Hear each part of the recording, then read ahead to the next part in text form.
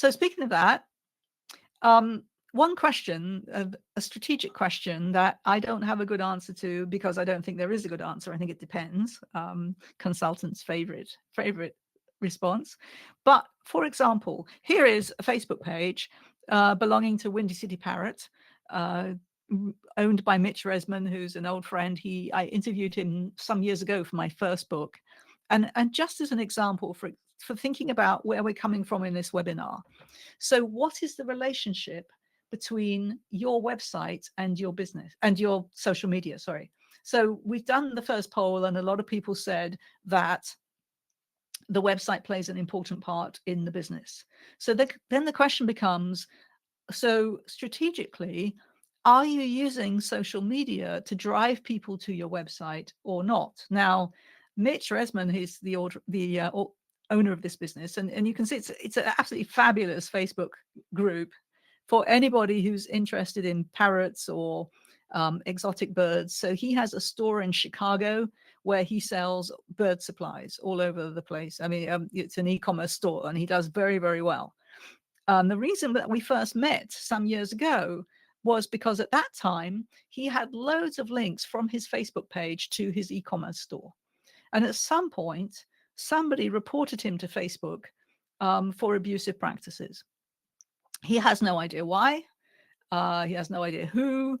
Facebook banned, or well, they didn't ban him, but they banned the links. They said that the links were spam or abusive or whatever it was. And so if you clicked on a link from his Facebook posting to his e-commerce store, it would say, this link has been reported as bad and we're not letting you do it. And which obviously is really bad for business. And because Facebook, is free, of course, it's very difficult. You can't just call them up and say, what's going on? Tell me who said this. Tell me what I can do about it. You do an email trail where they send you automated replies. And it took him at that time pretty much 6 months to sort this out and get his business back. And he had never done anything that he could imagine was abusive. And he felt like it could have been, who knows, a disgruntled customer, a disgruntled employee, ex-employee, because they just sort of take the abuse report and accepted it. So the point being that, people think about social media as something that they own, but you don't really. Social media have their own policies. They can change the way that the page looks. They can change what you're allowed to do or not. They can decide, as Pinterest did when it first came out, that it owns absolutely everything you post, which is another issue. So these days, if you look at this Facebook page, it has no links to the website. It's really about exotic birds and people's parrot stories and amazing photography and travels and all of that. But it's got a link to the website, but it's not there to promote the website and to sell specific products.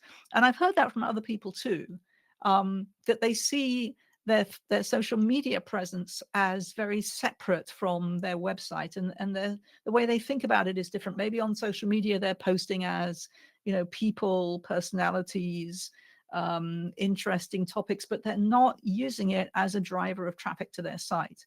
And then conversely to that, there are definitely other businesses that very much see social media and potentially social media ads as driving traffic to the site and as an important tool in doing that. So I somewhat have a question for you, and Jennifer, I don't know if anything's showing up in the chat, but with your social media strategy, have you thought about that? Is it specifically designed to drive traffic to your website, or is it a sort of different area with a different objective? And in fact, are you involved with a website, or are you sort of somebody that is very much on the social media side and the website is a different part of the business? I think that's an interesting strategic question, and I'm not trying to suggest that there should be the right answer, although silos are a real problem, because you need to know what's going on with the website and with the social media. So obviously you can take advantage when there are advantages to take. So Jennifer, you were going to say something? We're getting stuff in here already. So April says she's in higher ed, so they rarely drive to the main website, but often to specific events or sales. Joe talks about 2 objectives: drive to the website and build the brand. Brett is also in that twofold category, create brand awareness and generate traffic. Teresa says she's mostly looking to drive people to the website and take action there. Celeste shares that NISM is always sharing resources from our website, so we're driving that. Amy's business is largely referrals, so mostly awareness, and they contact her directly. Brand awareness, drive traffic to our website, also social to build brand awareness, brand building, customer engagement. Yeah, so it's a good mix actually. Right. Which is see. great, because it's a good answer. It's a good illustration of the fact there's no one way to do this.